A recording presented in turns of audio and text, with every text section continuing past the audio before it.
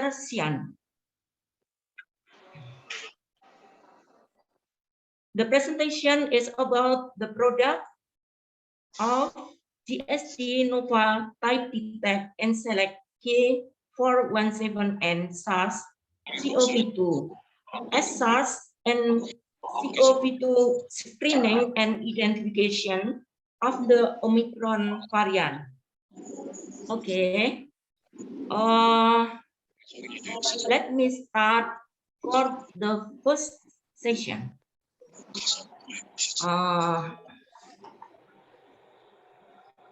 I would like to read the curriculum vitae from Dr. Pasti Andrioko. He is graduated from Fakultas Kedokteran Unpad 2003, and then as the specialist patologi klinik Fakultas Kedokteran Unpad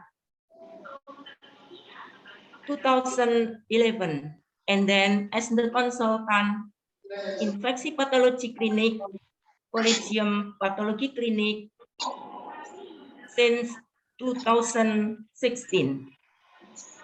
And now he is as the staff divisi microbiology clinic and biology molecular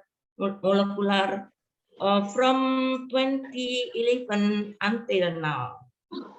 Besides, he is also active in the organization as the team TB MDR, and then also team infeksi khusus, and then also active in the professional organization ED, and then at PDS Paklin, Pokja Molekular, and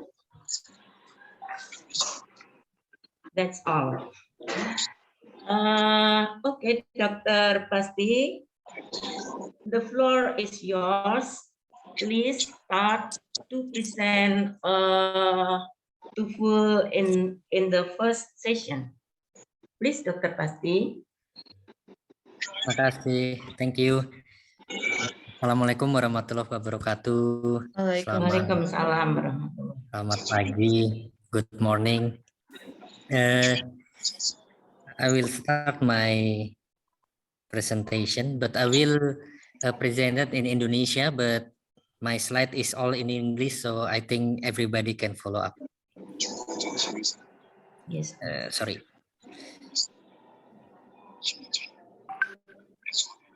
Can you excuse me, the host? Yes. Okay. Untuk share screen di allow sebagai host. Okay. I'll make you the host. Okay.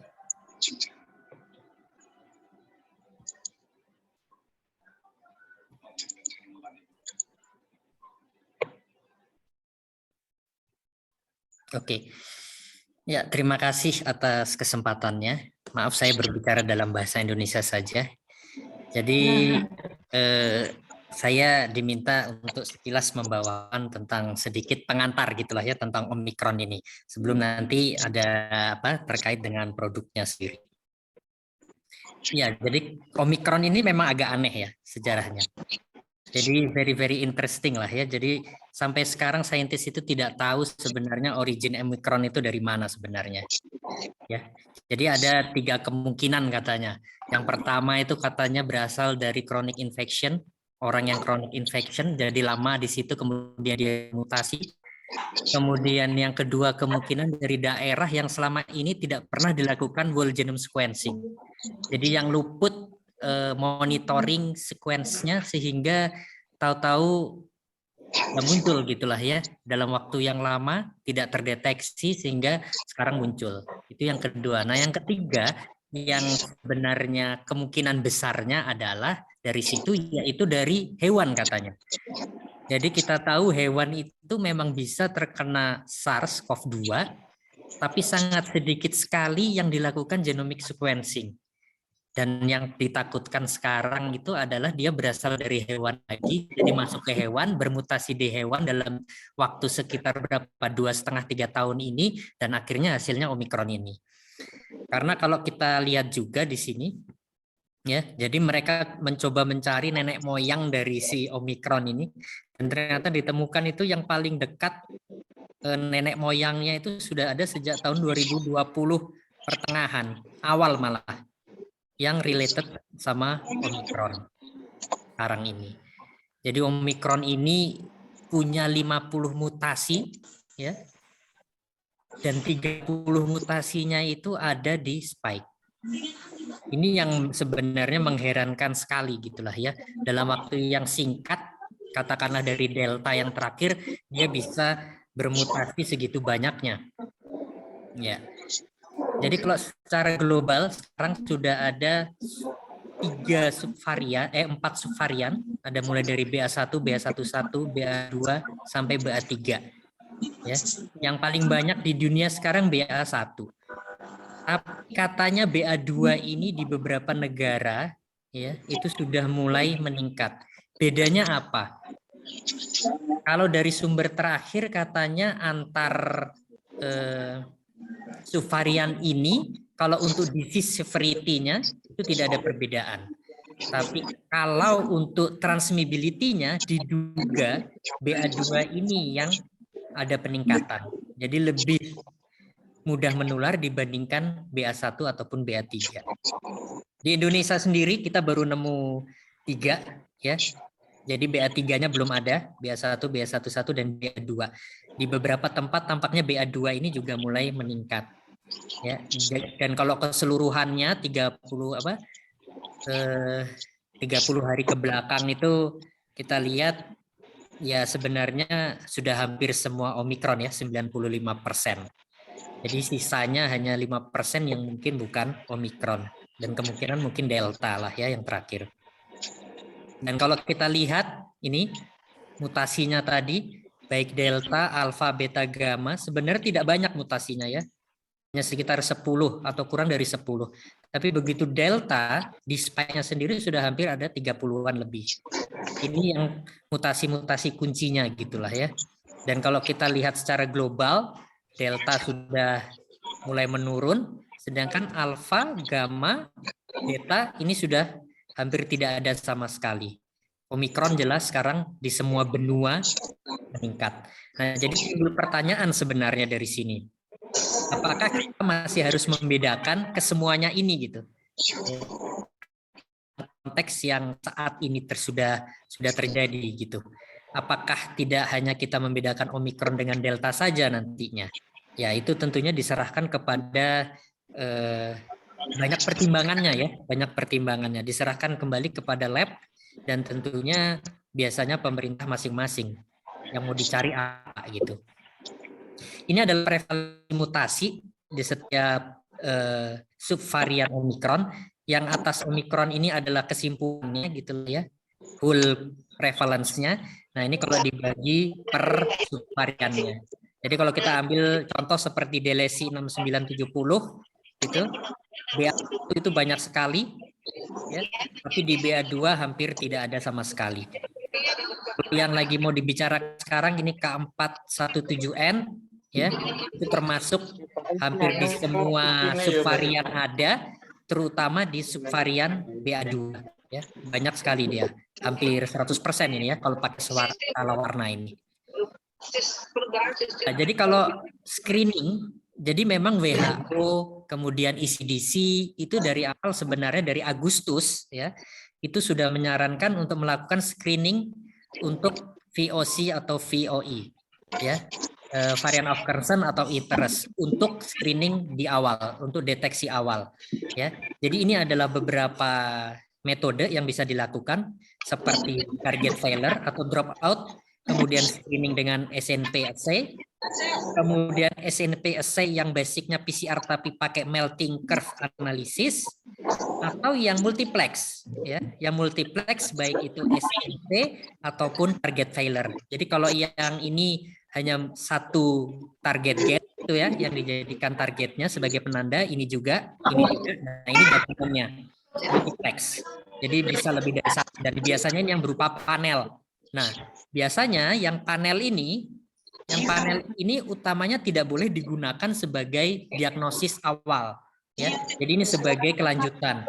Sedangkan kalau yang basicnya dia satu target dan bercampur dan masih additional dengan target yang conserve gitulah ya, itu masih boleh digunakan untuk diagnosis di awal. Sekalian screening. Ini contoh beberapa list, tapi tentunya pasti sudah lebih dari ini ya. Jadi ini hanya menggambarkan saja, ada yang pakai melting curve, itu sudah ada. Kemudian ini yang sempat terkenal, yang pakai SGTF. Kemudian ini yang pakai basicnya panel, PCR. Kemudian ini juga ini pakai satu target, ini pakai 2 gate, ini pakai satu yang delesi, dan lain sebagainya. Jadi sebenarnya perkembangan untuk VOC ini sebenarnya sudah sangat banyak sekali. Nah ini bagaimana sebenarnya kita memilih gitulah ya. Gimana kita sih memilih untuk regen screening yang kita gunakan. Jadi ini sebenarnya sudah banyak sekali, dan yang harus dipahami adalah bahwa ini sifatnya dinamis, ya, sesuai dengan perubahan si variannya sendiri. Jadi mutasi-mutasi varian kita tahu berubah sepanjang waktu, dan ini jadi sifatnya adalah dinamis. Jadi penting untuk kita memilih yang sesuai dengan kebutuhan dan tentunya yang ada di laboratorium kita. Yang pertama dipertimbangkan adalah formatnya. Formatnya kita mau single mutation saja atau multiple mutation, ya. Apakah reaksinya singleplex atau multiplex, ya. Kemudian analisisnya. Apakah di regen tersebut analisisnya membutuhkan software khusus, itu katakanlah ya, atau mungkin pakai melt curve analysis, ya, atau hanya amplifikasi biasa seperti PCR biasa, jadi tinggal dilihat grafiknya. Kemudian jangan lupa fluorofor atau pewarna dye yang digunakan untuk penandanya. Jadi pastikan itu juga sesuai dengan alat PCR yang kita gunakan. Kemudian yang terakhir jangan lupa divalidasi gitulah ya. Jadi bahwa alat regen-regen tersebut sudah tervalidasi memang untuk mendeteksi varian-varian yang kita inginkan, atau minimal ada publikasi-publikasi yang sudah dilakukan untuk terkait regen tersebut. Nah, ini slide yang terakhir. Jadi kalau kita mau mengimplementasikan PCR untuk screening VOI atau VOC ini, ya. Jadi memang ini baik sekali sebenarnya ya. Jadi silahkan dilakukan, terutama untuk daerah-daerah yang atau negara yang bottleneck di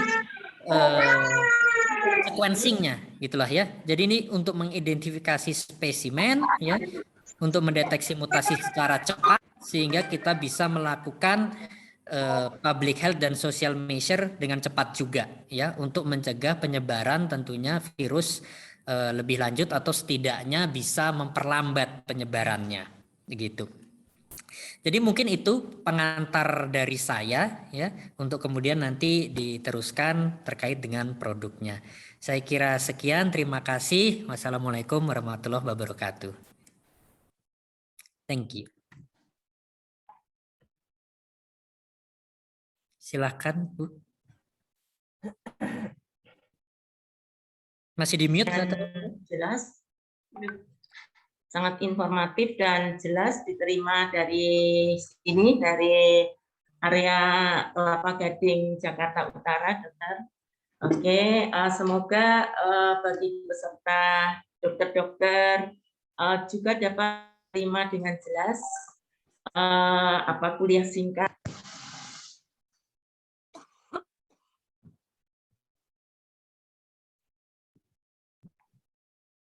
Suaranya hilang, Bu.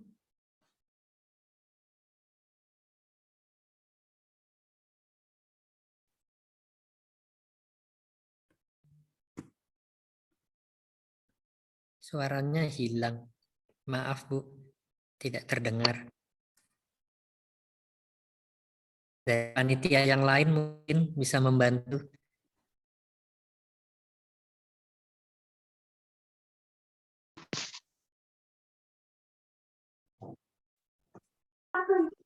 Nggak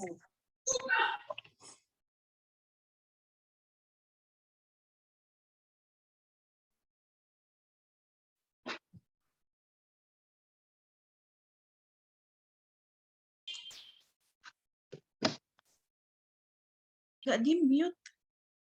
Nggak di-mute. Ya, kedengaran. Suaranya Bu Rini nggak di-mute. Di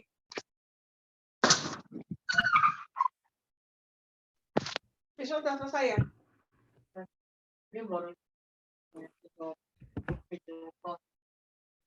Sampaikan terima kasih banyak kepada Dr. Kasti. Kemudian ini adalah sesi kedua. Mohon maaf saya perlu sampaikan dengan bahasa Inggris karena yang akan presentation adalah Mr. Sian atau lengkapnya Sian Dachua. Okay, the second session is about the product of GSD Novatype Detect and select key 417 and SARS-CoV. GSD in here is the name of the manufacturer. Merger with the Novatype in Germany. GSD is called standard diagnostic. Let me read the CV of Mr. Sian, who will present this product. Mr. Sian Dachua now is the application specialist or clinical diagnostic at Eurofins Gold Standard Diagnostic located in Singapore. He handled for the Asia market. Okay. His education, he graduated from. Okay. He graduated from Biomedical Science at Management Development Institute of Singapore, and then continued to Northumbria University, Singapore. He graduated all of his education on 2019.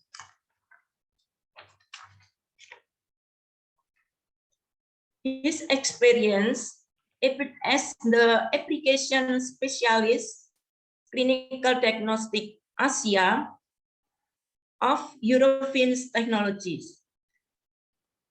Started from November last year until now. And then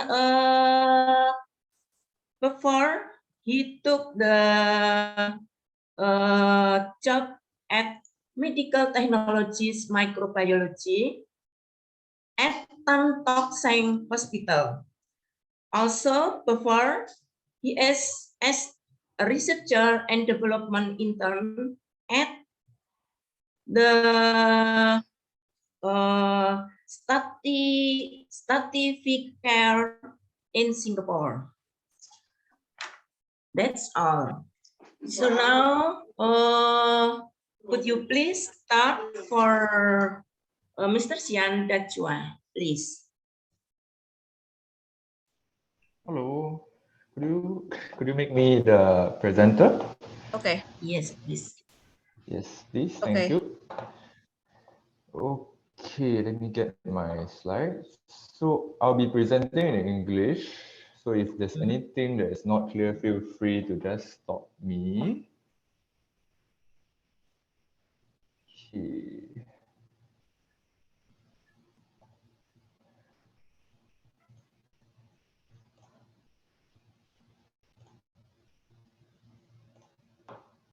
Okay. Can everybody see? Yes. Yes. Okay. Okay. So today will be a short presentation about our product. This is the Novatype Detect plus Select for the K417N gene in the SARS-CoV-2 virus. So I am Chua, application specialist for the clinical diagnostics portfolio in Eurofins Technologies Singapore. And my email is there. So if there are any queries for our products, feel free to reach out. So a bit of an introduction for our organization. So I am part of the Eurofins Technologies Group. And we are a global provider of fast and reliable diagnostic kits for both the industrial and clinical portfolios. So within the clinical diagnostics portfolio, there are several brands that are under us. We have Gold Standard Diagnostics, Novatech Immunodiagnostica for ELISA kits, and Virotech as well. So some of the main product lines that we have are the NovaLisa ELISA lines, NovaGen for antigen rapid tests, and NovaPrime, Novatype for RT-PCR kits. So basically, our team for technical support and sales is based in Singapore for the Asia Pacific region. Sorry, So a bit of Xian, an can you, intro. I'm sorry, Yes. can you Sorry, higher yes. your voice, increase your voice? Okay, sure, no problem. I believe Dr. Basti already shared a bit on the Omicron variant just now. So I'll just have a bit of a small intro again. So this was first reported on 24th November last year to the WHO, and it was a variant first detected in South Africa. And it has a greater transmission and immune evasion compared to other variants. So for most other diagnostics, we are using the S-gene dropout method, particularly seen in Thermo Fisher's assay. And as one of the genes, the S-gene particularly, is not detected for Omicron variant. However, this is an indirect method, and it is caused by the spike protein mutation 6970. So the problem with this is that the Omicron variant has two main sublineages, BA1 and BA2. And one sublineage, particularly the BA2, does not carry this deletion. So the issue is that it is not detected. There is no S-gene dropout due to this lack of the 6970 deletion. And this does not identify as the Omicron variant on the Thermo Fisher assay. So what solution over at GSD we are able to provide is a more direct method, a direct detection of a unique mutation in both Omicron sublineages. So the mutation is the K417N mutation. Right, so on to the product introduction. It is a RT-PCR kit for simultaneous detection of the SARS-CoV-2 N gene and the S gene 417N mutation. And this occurs in one reaction. The K417N is a signature mutation of Omicron, which is only present in 0.09% of other circulating variants. Hence, it is able to differentiate from the wild type K417N, the K417 and another mutant for other variants, the K417T. This gene, by detecting this mutation, there is a 99.9% specificity of discriminating Omicron from other variants. However, this is based on in silico analysis, as at the point of manufacturing, at the point of release, actually, they do not have sufficient samples for actual data collection. However, this kit, although it can detect the genomic RNA of SARS-CoV-2 and identify the Omicron variant, it is strictly and recommended for use in epidemiological monitoring or for monitoring of the variant frequency for currently circulating variants. All right, and the sample type for this kit is what we accept is nasal swabs, nasopharyngeal swabs, and oropharyngeal swabs. So these are the most common sample types that we see in hospitals anyway.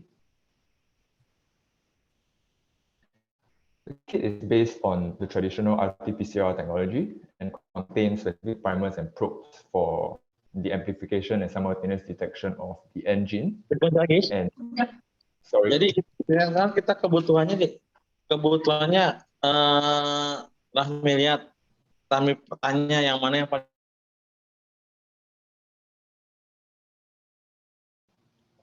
Okay.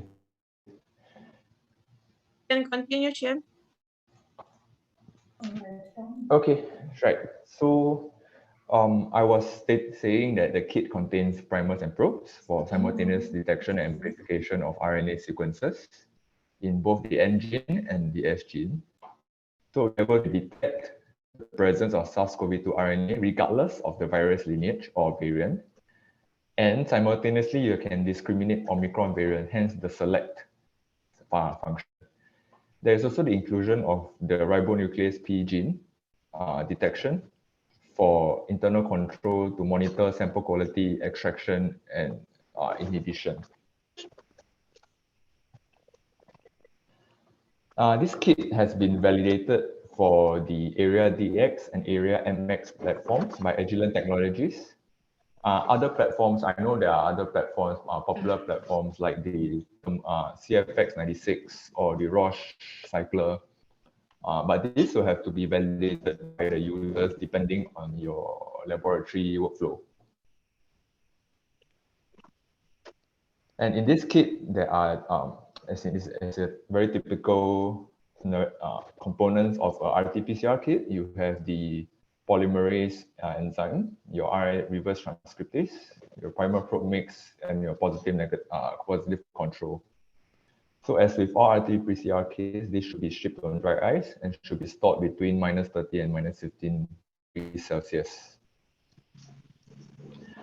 Right, so to the key point of this kit, to the real interpretation for detection of the Omicron variant,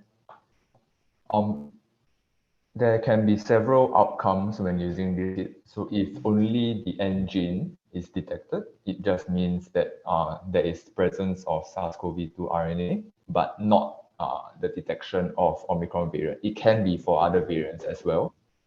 So if you have a double positive of both the N gene and the S gene mutation, it means that there is presence of SARS-CoV-2 RNA, and this sample is likely of the Omicron variant. If in the case that you have only positive for the S gene mutation, it means that it is inconclusive for the SARS-CoV-2 RNA, and this result is not reliable. Hence, you should repeat the extraction procedure or repeat the test with a new sample. If both are negative and your internal control RNase P is positive, you can consider this sample as a negative to not contain detectable amounts of SARS-CoV-2 RNA, regardless of variant. And if all your probes come out negative, this means that your PCR process has inhibition or even failure. So this means you should repeat the process as a whole. So this is the current workflow for GST products that we have for SARS-CoV-2 identification. So in most laboratories or hospitals, we have this very simple sample collection or RNA extraction using whether it is our GST extraction kit or any other extraction kit.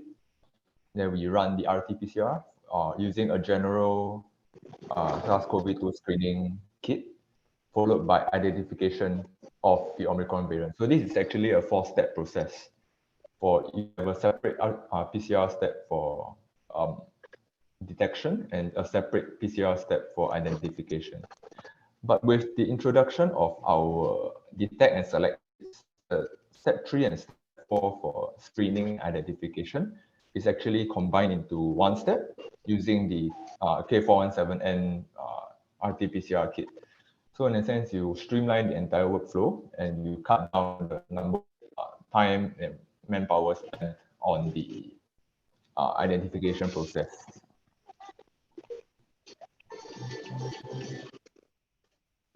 So with the advantages of this kit is that since you are able to eliminate the additional screening step and you only have to use one kit, your overall turnaround time is decreased to around 1 hour, excluding sample preparation time. Your hands-on time is reduced, meaning you don't need to perform screening and identification separately. Your workflow is more streamlined and your manpower utilization is more efficient as well. Of course, this reduces the cost as well since you only have to perform one kit, and since your manpower is reduced as well, the cost overall will be brought down as well. Another advantage is that there is the direct detection of mutant gene. So you do not have to rely on the S gene dropout method, since gene dropout may be caused by other factors such as the kit failure or other external factors which may not be taken into consideration. And lastly, the advantage is that the kit is able to identify all sublineages of Omicron variant, regardless of whether it carries the deletion for S gene dropout or not.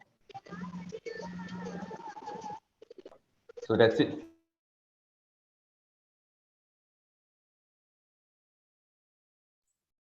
Okay, Mr. Sian, thank you very much for your benefit presentation. So now we are on the third session, question and answer.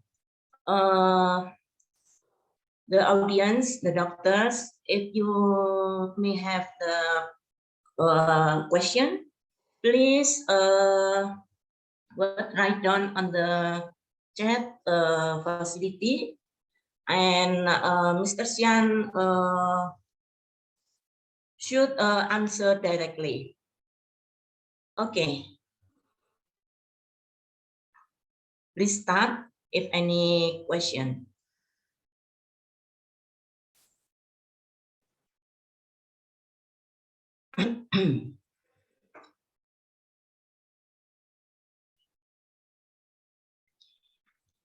You can There raise, is, your okay. hand. Sorry, Bu Rini. You can raise your hand if you want to ask any questions.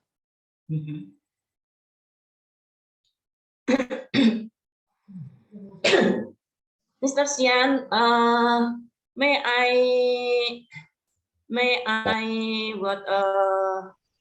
ask you the question from Professor Aryati from Hospital of Dr. Sutomo in Surabaya, Jakarta. This is SNP or this is SGTF? Okay, please, Yan. This is a kit that is based on the SNP. So it's based on strictly on the K417 mutation.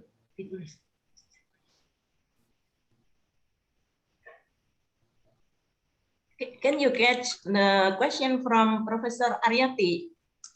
Sian, please. It's about, do you mean it's for inconclusive result? If it's for inconclusive result, the recommendation is to either repeat on the sample or collect a new sample with repeat extraction and the entire process basically. Yeah, that's all, Mr. Sian. Okay. Yes. Yes. Another question, please directly answer. Please directly answer. There is another question. Is this reagent for the CT value should be less than 30? As in, for your question, you mean that the reagent must be in less than CT30? Yeah.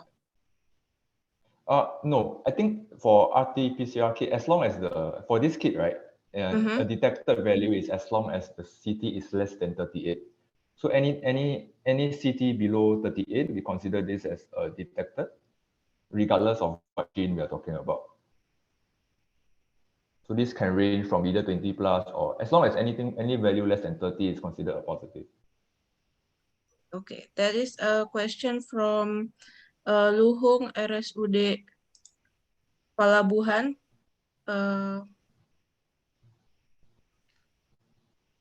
Apakah sudah terjawab, Pak? Halo.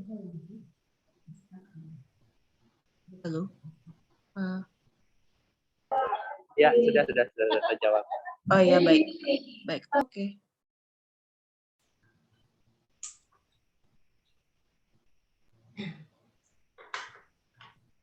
For Mrs. Pratiwi asked if wants to ask about the conclusive result.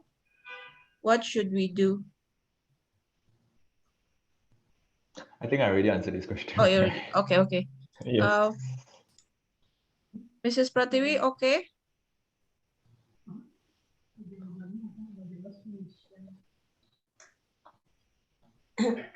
Atau nanti jawabannya yang telah disampaikan oleh dokter lewat chat facility nanti akan dijawab tertulis saja ya dokter ya, biar lebih lebih jelas begitu.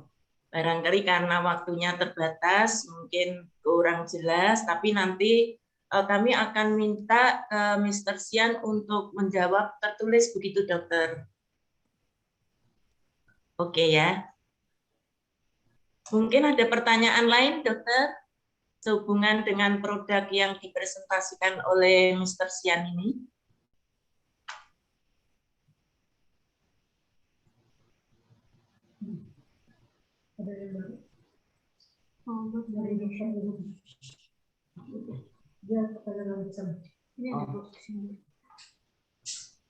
Ada pertanyaan lanjutan menambah yang semula ya. Jadi dari Dr. Luhung, RSUD Pelabuhan. Mr. Sian, this is his question. How about Yes, I validation? saw the question. Yes. Yeah. Please directly answer. So the thing is, we do not have a product that has multiple target SMP targets for Omicron detection. There is another gene which I'm aware of. I think it's for Omicron as well, but we do not use that as we have data that backs the K417 detection, as it is sufficient for detection of the Omicron variant. So with about, I think it's 90-ish% accuracy. So we believe that this single mutation is sufficient for Omicron discrimination.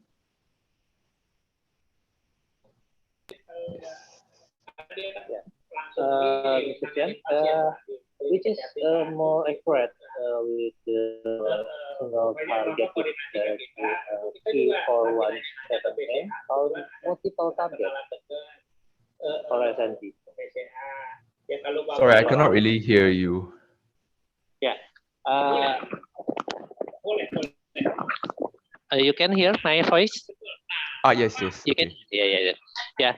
Which the more accurate for for Omicron detection with the single target? Well, of course.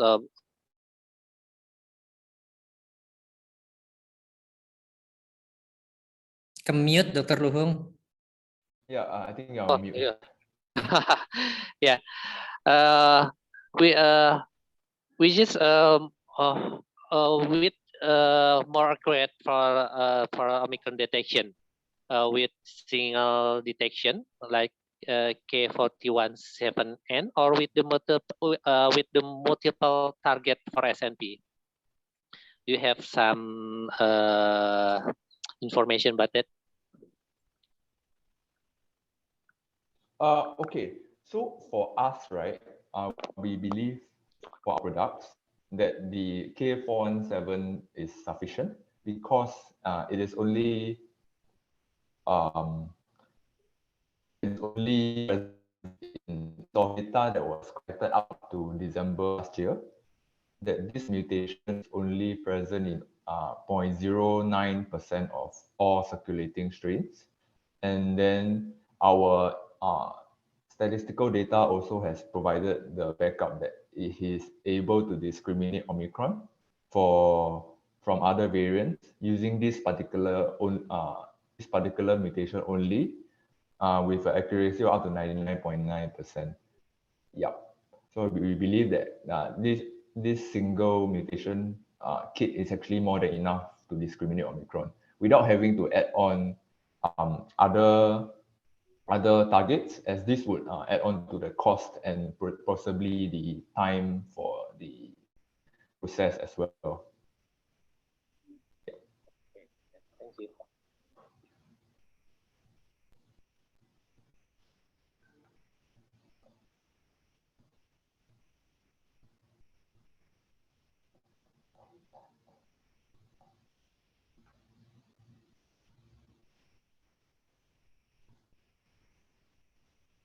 Oke, Dokter Basti, apa bisa kami mohon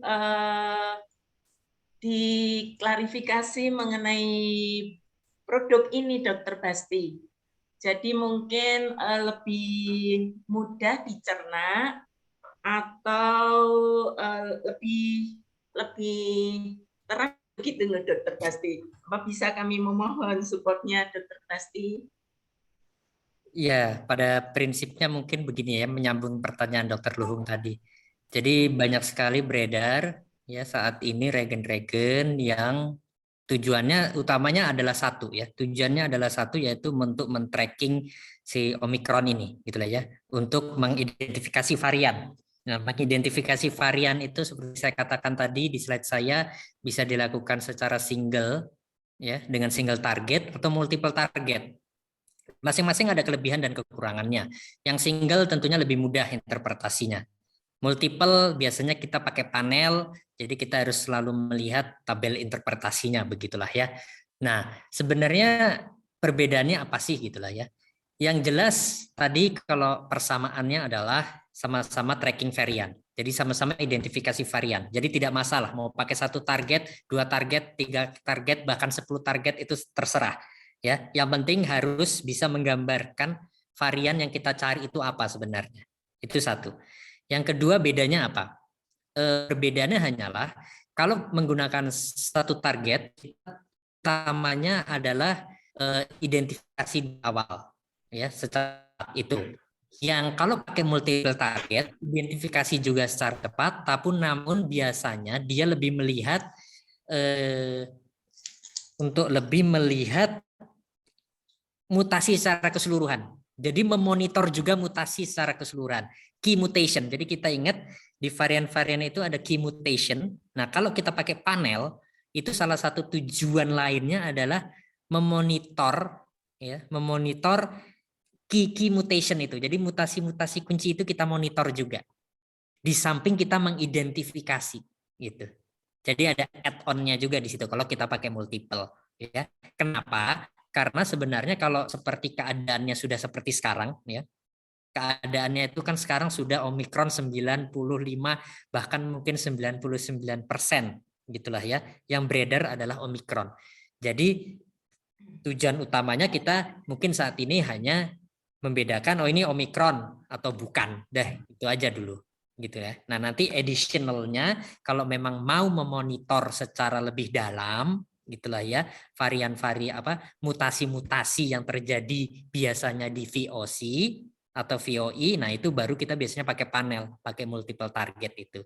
Jadi akhirnya ujung-ujungnya gimana tergantung kebutuhan lab masing-masing. Kalau lab mungkin lab Kesda atau apa gitulah yang tujuannya dia memang surveillance, dia harus memonitor, memang sebaiknya pakai yang multiple mungkin ya. Jadi kita bisa secara global bisa melihat multiple target dengan banyak key point mutation ya, untuk melihat apakah ada perubahan-perubahan di situ. Tapi kalau untuk mungkin skupnya kecil, lab diagnostik biasa, tidak ada salahnya hanya pakai yang single target, hanya untuk membedakan langsung oh ini Omicron atau bukan, begitu saja. Ya mungkin itu saja. Jadi kembali lagi kepada kebutuhan user sebenarnya. Dan 1 target sudah banyak digunakan. Saya tadi juga barusan terima konsul. Ada yang sudah memakai 1 target ya sebenarnya dengan 1 lagi target yang conserve yang saya bilang tadi. Jadi 1 target khusus Omicron, 1 target yang semua SARS-CoV Ya, saya barusan dikonsulin tadi dan ya sudah tidak masalah gitu. Jadi langsung dia bilang Omicron gitu. Tidak masalah. Jadi itu choice akhirnya. Begitu Bu. Semoga bisa diterima dan mencerahkan ya. Jadi jangan khawatir lah. Mau 1 atau 2 target atau 10 target juga tidak masalah.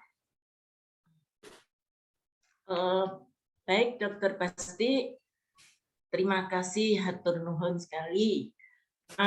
Kalau yang tadi pertanyaannya dari Prof. Ari itu bagaimana Dokter Basti? Apakah ini SNP atau SGTF?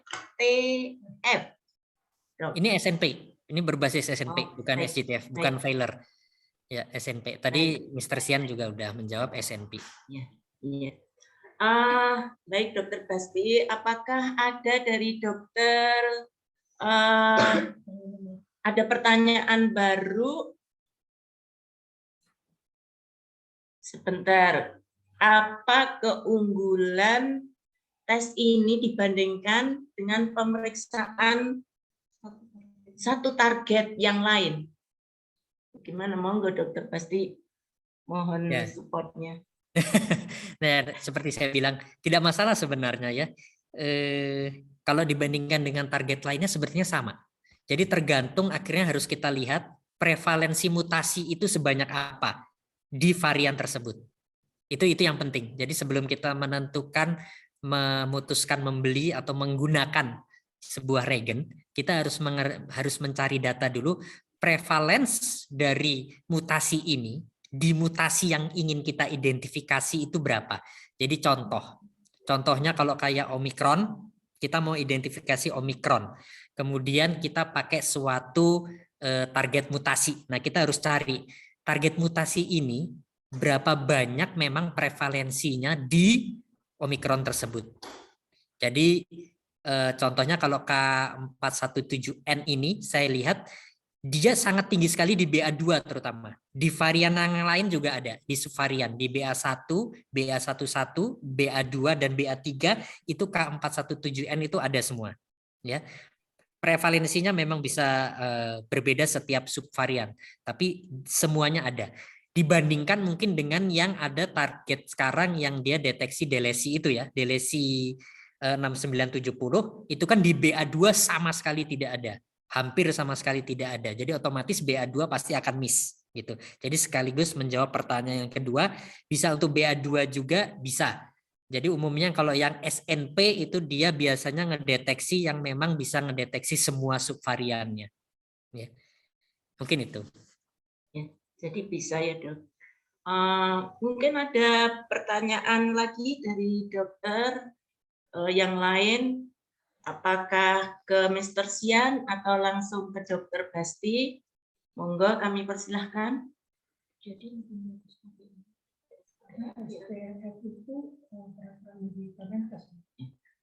Dokter, mohon izin saya bacakan. Jadi lebih bagus pakai ini daripada SGTF ya. Bagaimana Dok? Kalau apple to apple-nya sama-sama satu gen, ya, apple to apple-nya sama satu gen, dan jadi tergantung SGTF-nya juga. Jadi SGTF itu ada yang target failure-nya itu juga yang di semua varian ada, di semua subvarian ada. Jadi harus tetap melihat spesifikasi dari regennya. Kalau yang SGTF mungkin dimaksud adalah seperti yang saya sebut aja seperti TagPad, ya, itu SGTF-nya hanya mendeteksi delesi 6970. Ya, dan kita tahu yang seperti saya katakan tadi, delesi 6970 itu di BA2 bisa miss, ya. Jadi tidak ada. Jadi otomatis BA2 kemungkinan besar tidak bisa dideteksi kalau pakai SGTF yang hanya mencari delesi 6970. Gitu. Jadi tentunya lebih baik pakai yang target ini. Gitulah ya, apapun targetnya, bisa K417N atau ada target lain yang pakai mungkin E484A gitu, mungkin ada ya. Nah, itu lebih baik karena BA1, BA2, BA3 itu bisa tertangkap tetap gitu. Tapi ada juga nanti SGTF ya, yang target failure-nya itu bukan delesi 6970 gitu. Ada yang pakai E sekian, K sekian juga dan lainnya yang memang di semua subvarian ada. Jadi sangat spesifik sekali ininya. Jadi sangat region dependent. Jadi tetap ujung-ujungnya harus dibaca lagi kit insertnya, targetnya apa sebenarnya. Spesifikasinya untuk menentukan varian itu seperti apa. Terima kasih. Baik, Dokter Basti. Ada satu pertanyaan dari peneliti di Badan Litbang Kesehatan. Mohon izin saya bacakan, Dokter. Bagaimana mengenai saran WHO yang deletion 69-70, Dokter Basti? Bisa diulangi Bu, maaf. Beda dengan yang disarankan WHO yang DEL 69-70.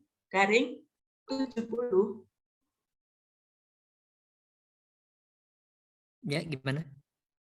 Ya, itu saja tuh, Dok. Oh ya. Bisa ya, bertambah. Ya, jadi kita perkembangan juga ya. Awal itu jadi dan harus membaca benar. Jadi kalau kita membaca rekomendasi WHO ya, itu harus benar-benar dibaca selengkap mungkin kalimat, jangan sepotong. Jadi begini, di WHO itu jelas di rekomendasi WHO itu sebenarnya mereka membuka. Jadi mereka silahkan screening dengan regen-regen yang sudah divalidasi. Itulah ya, salah satunya dia bilang, salah satunya adalah dengan menggunakan target Taylor yang mendeteksi delesi 6970. Dan itu terjadi di awal-awal sebelum BA2 ada. Ingat itu terjadi sebelum BA2 mulai muncul banyak gitu ya.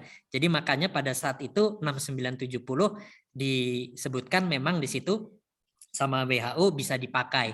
Nah, tapi sebenarnya di panduan WHO yang lebih lengkap yang lain juga yang seperti saya tayangkan tadi di slide saya di awal presentasi saya, itu sebenarnya saya juga mengambil kutipan dari WHO. Nah, di WHO itu juga sebenarnya sudah menyampaikan metode-metode screening yang sekarang sudah bisa digunakan. Jadi bisa SGTF atau jangan bilang SGTF lah ya, bilang aja target failure. Jadi bisa pakai target failure, bisa juga pakai yang berbasis SNP. Jadi silakan memilih yang mana, yang penting kata WHO sudah divalidasi. Itu yang penting. Jadi silakan. Jadi di WHO itu juga bilang dan ini dinamis gitu lah ya. Jadi tetap sekarang sebenarnya kita sudah bisa pakai yang SNP juga. Silahkan. Yang penting sudah divalidasi. Begitu. Saya kira semoga bisa menjawab. Ya, Dokter. Terima kasih banyak, Dokter Basti. Mohon maaf, ini ada satu lagi pertanyaan dari Dokter Natalia Dwi KS, Rumah Sakit Islam Surabaya RSI. Mohon izin bertanya, Dokter Basti, saya barusan selesai optimasi reagen metode SNP, target S dan N, Dok. Tapi hasilnya S-nya positif, CT-nya mirip dengan ORF 1EB-AB dengan reagen merek yang sama. Apakah ada perubahan CT-nya ya, Dokter, untuk target S? Maksudnya, Dokter Nataya, cut off CT untuk target S, Dokter. Ya, saya agak kurang jelas juga ya. Ini saya juga baca pertanyaannya. Jadi sebenarnya sih setiap regen sesuai dengan kit insertnya saja ya. Jadi dilihat. Jadi sebenarnya tidak ada ya kalau menurut saya perubahan cut off itu kecuali nanti dideklar sama manufacturer regennya gitu. Jadi saya kira sih tetap menggunakan cut off yang dari kit insertnya saja, Dok ya. Atau mungkin kalau dokter bisa langsung berbicara, langsung live, boleh loh kita diskusi. Ya, atau nanti kalau ini bisa hubungi saya langsung, silahkan. Saya juga agak kurang mengerti ini. Sehingga lebih clear ya, Dokter Basti ya. Ya, baik. Baik, terima kasih banyak, Dokter Basti. Sebentar, apakah masih ada pertanyaan lagi? Itu masih ada, Bu, dari Prof. Aryati kelihatannya. Oh iya. terkait izin. Monggo dokter. Monggo Terus dokter. saya langsung. yang jawab ininya Bu, vendornya, karena ini terkait NIE, Oh, nomor ya. izin edar. Oh, iya, iya, apakah iya, ini iya. saya juga kepingin Yang ini ya menanyakan. dok, oke. Yang ini memang harus kami dokter. Saya pikir yang lain. Oke, ini dari Prof. Ariati. R. Ya. Prof. R karena Omikron kan memang apa ya, relatif belum lama terjadinya dan meningkatnya luar biasa. Jadi NIE ini memang dalam proses dokter, belum sempat keluar, tapi nanti secepatnya juga akan kami lakukan. Takutnya kalau kami informasikan produk ini setelah NIE, nanti dinamika waktunya itu momennya sudah mudah-mudahan tidak berganti dengan varian lain, tapi maksudnya sudah landai. Jadi ini adalah ada data-data risetnya sih dokter dari GSD Novatek Jerman ada, dan ini insya Allah akan divalidasi, mohon maaf mungkin oleh beberapa rumah sakit, sudah kami sediakan reagennya tapi belum datang, masih on the way. Nanti jika ada hasil-hasil kami akan sampaikan. Tapi kalau NIE-nya memang belum keluar dokter. Begitu dokter Prof. Ariati ya. Baik, makasih. Apakah ada pertanyaan lain yang perlu dijawab oleh pakarnya supaya tidak miss apa yang ditanyakan dengan ini? Jawabannya kalau itu datangnya jawabannya dari saya. Mohon maaf karena ini udah mendalam begitu loh. Ya, monggo dokter kalau ada pertanyaan yang lain. Mumpung ada selain Mr. Sian juga ada dokter Pasti yang sebagai pakarnya lah. Apakah masih ada pertanyaan lain? Ini pakai apa, Ibu Rek? Ini pakai apa? Pakai cutter, Bu. Apakah sudah pertanyaannya sudah tidak ada lagi dokter? Dokter. Jangan lupa absen ya dok ya. Jangan lupa absennya nanti ya. Nanti akan kami sampaikan sertifikatnya.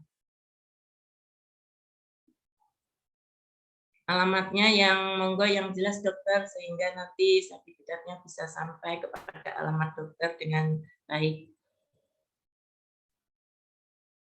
Sudah tidak ada lagi ya dokter untuk pertanyaannya. Kalau sudah tidak ada, untuk sesi ketiga ini akan kami tutup dengan ucapan Alhamdulillahirabbil alamin dan terima kasih banyak atas partisipasi dari dokter-dokter semua. Jika masih ada pertanyaan bisa dilayangkan ke kami, nanti akan kami sampaikan bisa ke Singapura atau ke Jerman kepada saintis yang menghandle produk ini. Kami ucapkan terima kasih sangat kepada Dr. Basti atas supportnya. Semoga semua sehat dan sehat prima dan bisa beraktivitas aktif sesuai dengan aktivitas dokter masing-masing. Terima kasih banyak, Mr. Sian. Thank you very much for your good presentation. I will be get in touch with you if any further question from the doctors. Okay. Yes, no problem. You're welcome. Oke. Dokter Basti dan semua dokter-dokter, seperti tadi kami sampaikan, terima kasih banyak partisipasinya, dan jika ada kesalahan-kesalahan yang datangnya dari kami, baik Mr. Sian maupun kami, PT Pestari Sukses Makmur, mohon dimaafkan. Dan semoga semuanya berjalan lancar, pandemi cepat berakhir juga. Baik dokter, terima kasih. Terima kasih. Thank you, Mr. Sian. Thank you, Dr. Pasti. Ya, Mr. Sian, you can speak Indonesia. Thank you. Terima kasih semua. Oh ya, ya. Oke. Oke, Mr. Sian. Oke, dokter, silahkan jika mau ini meneruskan aktivitas dokter masing-masing. Dan bersama ini kami akan menutup session ini. Semoga bermanfaat. Terima kasih, dokter. Thank you. See you. Thank you. Ya, terima kasih banyak dokter Pasti dan semua dokter. Terima kasih, Mr. Sian.